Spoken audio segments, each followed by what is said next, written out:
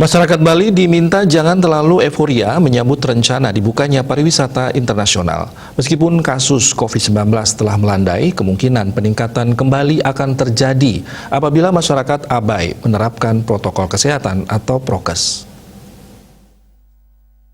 Ketika pariwisata dibuka, mobilitas masyarakat lokal maupun wisatawan akan mengalami peningkatan. Disinilah perlu kehati-hatian menyikapi dibukanya pariwisata Bali untuk menghindari terjadinya kemungkinan munculnya gelombang ketiga COVID-19 seperti yang terjadi di negara lain. Dekan Fakultas Hukum Universitas Warmadewa, Profesor Dr. Inyoman Putu Budiarte, SHMH mengakui bahwa masyarakat Bali terutama yang berkecimpung dalam dunia pariwisata begitu merindukan dibukanya pariwisata Bali untuk internasional. Sebab setahun lebih para pelaku pariwisata ini mati suri. Dengan dibukanya pariwisata Bali untuk internasional, tentu akan bisa menggeliatkan perekonomian masyarakat Bali.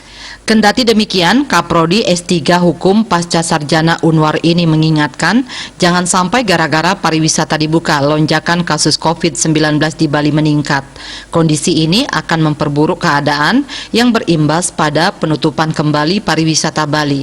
Oleh karena itu, pemerintah akan membuka pariwisata Bali dengan menerapkan prokes secara ketat. Tidak hanya dari segi kesehatan wisatawan, semua pelaku pariwisata dan destinasi tempat wisata Bali juga mesti siap menerapkan prokes dengan ketat. Bali Pos melaporkan.